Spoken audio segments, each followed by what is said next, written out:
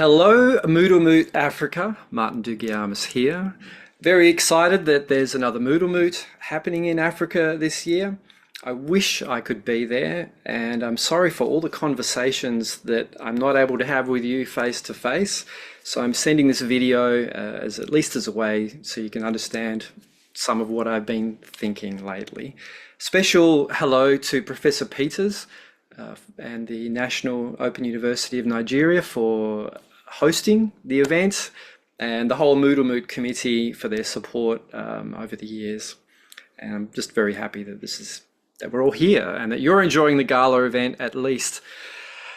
So I thought I would talk a little bit about what I've been doing recently, and these are some of the things that I talked about at the recent Global MoodleMoot in Edinburgh. So there's my details if you want to reach me. I will be talking about Moodle, but I need to talk about Moodle in the current context of the world. And AI is one of the biggest things that's happening to the world. They're probably even bigger than the internet itself. So we need to talk about that. But particularly I want to talk about creativity and learning in that context, which is what we are all here for.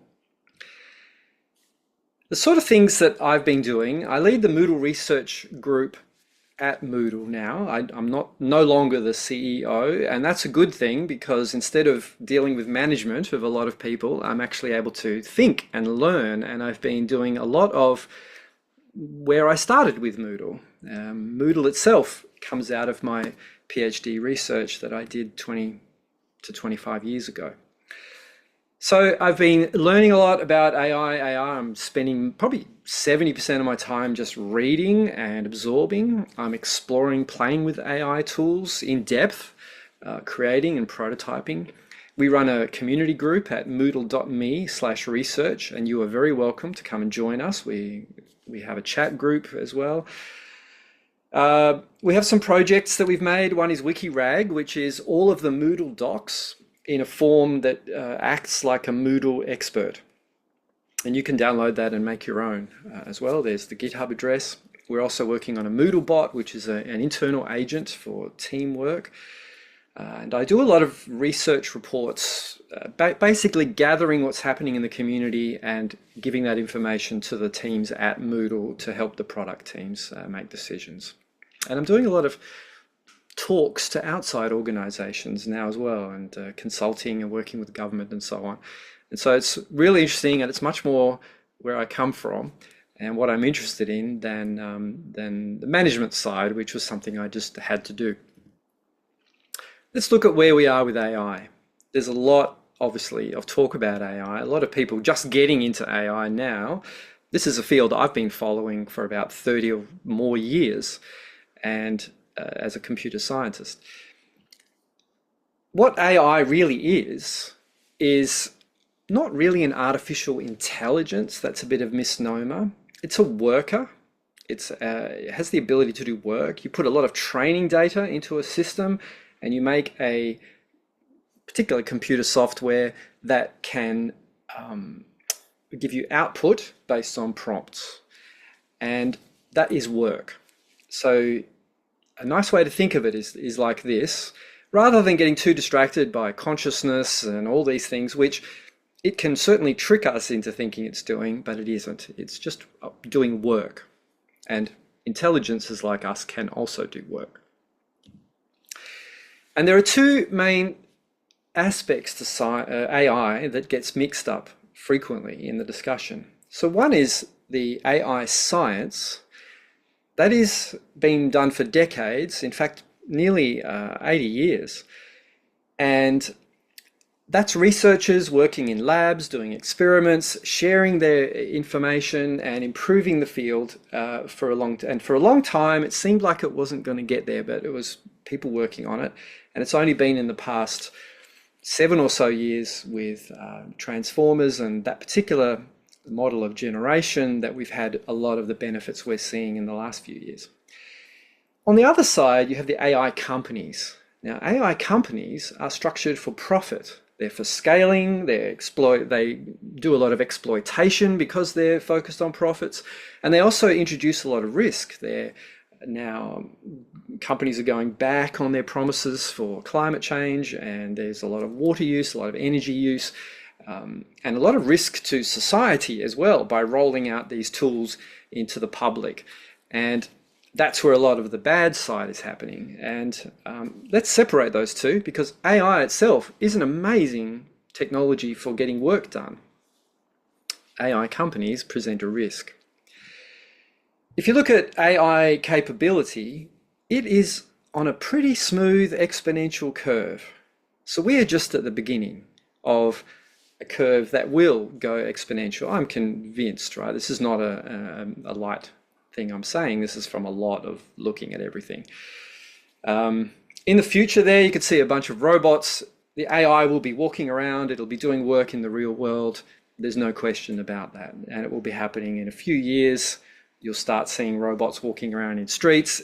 The only thing that will slow that down will be regulation and social pushback, but the technology will be doing that. The AI we see now is the worst we're ever going to see. On the other hand, in terms of perception of AI, we are here. So this is the well-known Gartner hype cycle, and I've seen it play out over many technologies over the last decades. And here we are again with AI. And right now, I think we're going down. The hype is going down. A lot of people are very angry about how AI companies are scooping up data without any thought, that it's disrupting industries and has the potential to disrupt industries without any thought for people's jobs and the economy and well-being. And these are very realistic concerns, and they're leading us into this trough of disillusionment about AI. And so the public discourse around AI that's where we are. But we will pull out of that. Remember, the exponential curve is still happening in the background, and AI will start doing things in a much more reliable way, in a safer way, and that we will get to some productivity plateau where AI is really driving a lot of the work, doing a lot of the work in society. One area where AI is different from previous is that it improves itself. And so we're going to see the productivity actually not a plateau, but actually continue to increase. And that's where AI is much bigger than the internet ever was in terms of change. But let's focus on education. What is AI in education? There is a lot of confusion around that as well. And what I see are these two major areas, and we need to separate them to understand how to use AI in education effectively. So the first one here is, again, the work. If we're executing tasks, if our goal is the output only, if our focus is on the efficiency and speed of producing that output, then AI has a very good role as a tool or an assistant to get that output. If you're teaching somebody to just get a job done, then by all means, they should use AI to get that job done, because their own learning is not so important. The second mode here, of course, is if you are actually trying to have some cognitive restructuring, i.e. learning. If your goal is not the end product there, your goal is the high quality process. How do you make the brain work better? Your focus is on the effort and the struggle that a person needs to have, because no learning takes place unless there is work. You need to work to learn. We know this from all of education theory forever. And so AI's role is to only provide an environment. How can we provide those optimal environments so that the brain can be learning? If you have AI replacing the process, there's no learning. And that's why everyone's upset about, assignments and things like that with students using AI inappropriately. So let's look at AI for work quickly. AI is really good at offloading cognitive work. It's good at these kinds of things: generating text, summarizing, doing data analysis, or help brainstorming ideas, or doing task management. It's good at those things, and we should be using that in our work. And the more AI doing that, those let's say more boring things, the better. because we don't have to. But now if we go towards the learning, I have a little theory, a model, let's say, and it's based on a lot of other models that already were there in education. Bloom's taxonomy, you may know. The top one there is the UN's Pillars of Learning. And down the bottom there is the hierarchy of competence. And they have a lot of similarities and overlaps. This here is my synthesis of those. And there are 4 levels of learning in my model. Remembering is the first level. I can recall some information. I got some information, I can give it back to you. The second one is understanding. Can I explain how that thing works using other words? The third one is embodying. This area of knowledge is so part of me that I do it intuitively, almost unconsciously. I'm now a consultant in that area, and I can work with you around this topic in all kinds of different ways and connect it to other knowledge. And the fourth one is teaching. I can teach someone else all of this. So you know the area so well that when you also understand where someone else is, you can adapt and create explanations and create processes to help that person learn those things and go through those levels themselves. So, everyone else makes a triangle. I might as well make a pyramid as well. Here's mine. So let's call it Martin's level of learning. Now, there are 2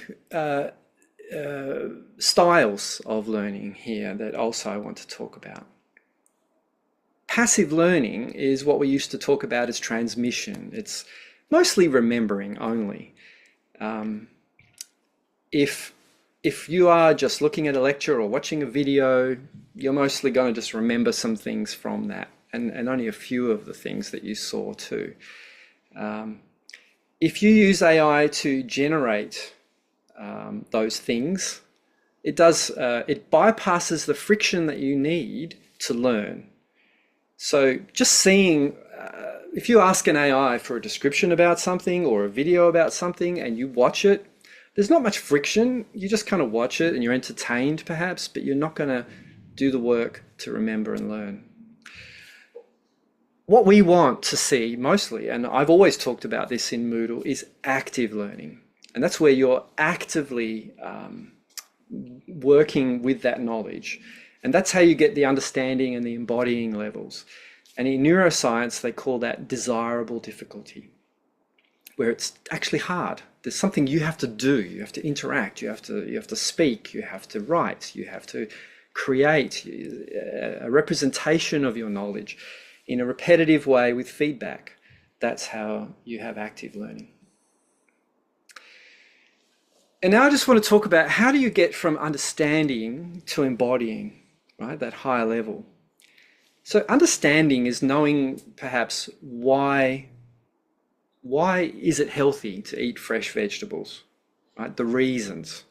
You understand that they contain enzymes, they contain lots of complex carbohydrates of all different sorts, that all of these things are necessary building blocks for your body to be healthy and to fight disease and prevent cancer and lose weight and all these things, right? How does all that work? That's understanding.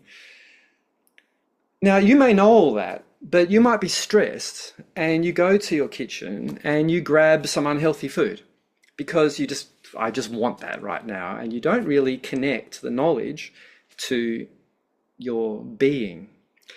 Embodying is when you automatically reach for that healthy food because you know the healthy food will help you when you're tired or stressed. And that's just sort of an example. Embodying lets us get over the inertia in ourselves and the environment. And even if you're embodying something, you would change your environment in order to do that thing or be that thing and act that out. And that applies to all areas of human knowledge, not just health, obviously, but that was just an example. Some things that we can do in courses to lift from understanding to embodying is in this model. It's called the fog behavior model, and it's a really nice, very simple model showing how how things success. So how prompts that we receive will lead to successful change in our behavior. So you can see here there's like motivation on the left and ability on the right, on the bottom there. And there's a green action line. So if something happens, and let's say it's right down in the bottom left corner, if it's very hard to do, and if I have a low motivation for doing it, then a prompt coming in is not likely to succeed. I'm not going to reach for those vegetables, right? I'm not going to enact whatever behavior I was trying to learn in a particular field. However, if it's something that's easy to do and I have a high motivation, then it's going to succeed. And then this sort of shows all the things in between and how that works. If you have something that's hard to do, but I have a very high motivation, then I still might succeed. Or if it's very easy to do, even when I have low motivation, I'll still probably do it. So if you take that to a course design, there are three things we can do. We can make processes very easy. That's how you make things easier. Smaller chunks, just in time. We can increase the motivation, and that's with collaborative social learning or gamification. That's why those work, because they make them, you increase your motivation. And we can build more effective prompts. So case studies that prove that something is a good thing. Embed them in your workflows, so you're just kind of doing them more automatically. Make reminders so that you get just-in-time feedback all the time. These are ways to improve the prompts, and all those things will increase the embodying of knowledge. So let's look at AI for learning, and I'll finish with this. Here are 5 techniques that help learners achieve understanding and embodying. And these 5 techniques are not all of them, but they probably cover the most common examples. And these are things that we can use AI to implement in our learning techniques to help people learn more effectively and get to the understanding and embodying levels. So I'm going to go through them now. There's the Socratic tutor, the practice partner, the simulation engine, the instant feedback loop, and the scaffolding tool. And I'm going to show you now 5 actual prompts for each, one for each. So first, the Socratic tutor. This text is, you could put this prompt into any chatbot, and you will get the process happening, and you'll actually start experiencing what it feels like. You know, you could rewrite this how you want. This is just an example prompt that gives you that idea. So this prompt forces the AI to guide the user's thinking process rather than providing answers. So it's asking you a lot of questions, and it's guiding you through a thinking process. And you can see here how that's working, and it probes your understanding. It's very patient. It starts broad, it gets more specific, and you can plug in any topic there and sort of feel what the AI is doing, and that's a Socratic tutor. The second one is a practice partner, and this prompt sets up the AI to be a generator of practice problems, and it adjusts to the user's performance. So here again, you plug in the topic at the top, and it gives you a continuous stream of practice problems to help you achieve mastery. It'll start with a problem, wait for the answer, provide feedback in the correct solution, adjust the difficulty. It will keep track of your progress and give you little updates, a bit like gamification, and it'll just keep going and going and going. Try it with mathematics, actually, this kind of prompt, and maybe say, test me on some mathematics that I have to do in my head. It's super fun to do, and you'll really get a feel for it. Now, number 3, the simulation engine. This is something I've been talking about for Moodle for a very long time. At least 15 years I've been wanting to see this, and now with AI we can do it. And actually I'm working on a Moodle plugin that implements this, I'll talk about.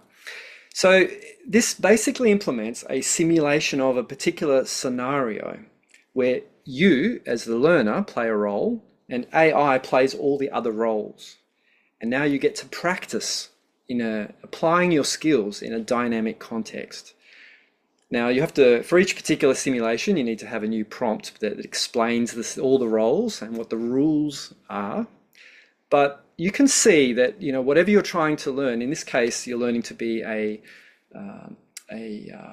you're the head of procurement for a large company, and you want to buy something for the company.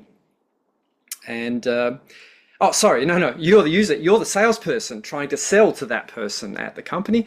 And so now you're practicing your sales techniques with this difficult customer, right? And of course, AI is powerful enough to really give a good job at that simulation. And in my Moodle module that I'm writing, it will store the results in a way that the teacher can see how the simulation went, the results. And this is why these things are better inside Moodle than inside a chatbot.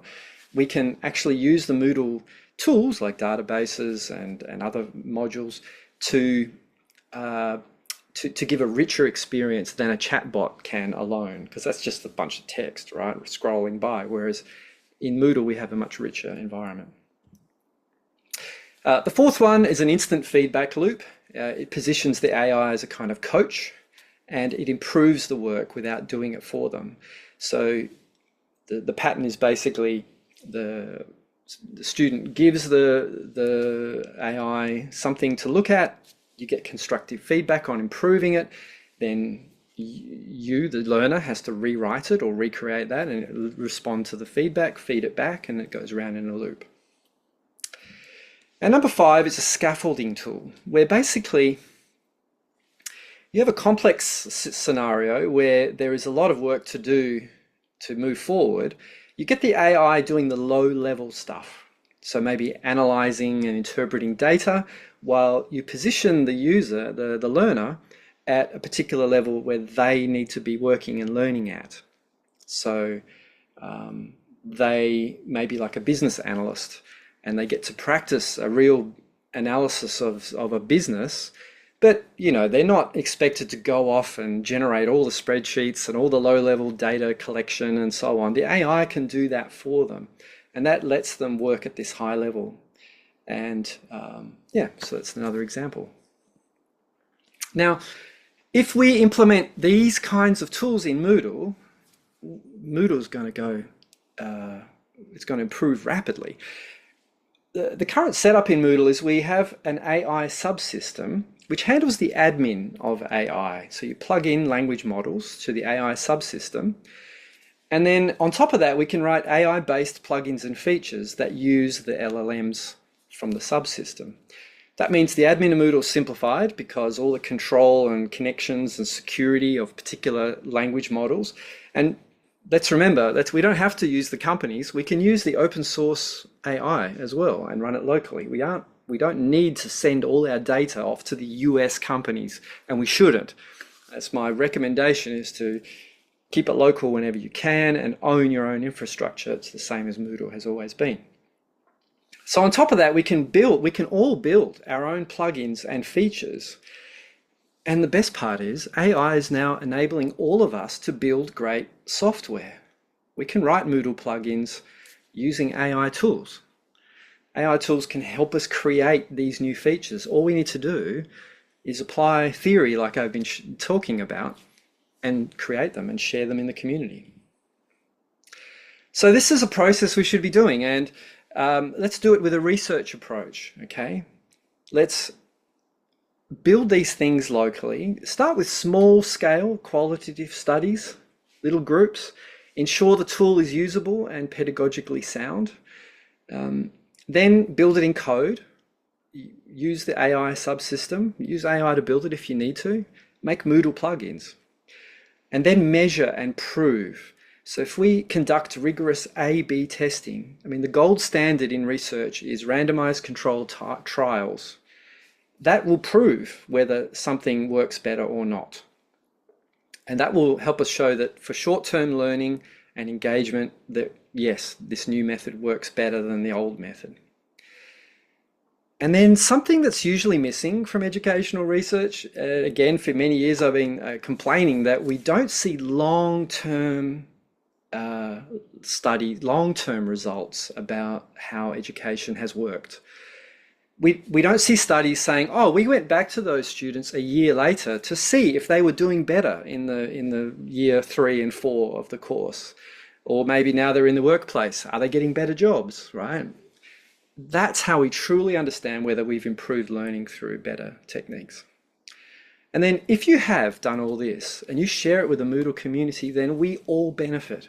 The whole world will benefit from your local study on your students and in your local area. And I really believe Africa needs to do these kinds of things because the African context is not the same as the European context or the Australian context or the Asian context or the American context.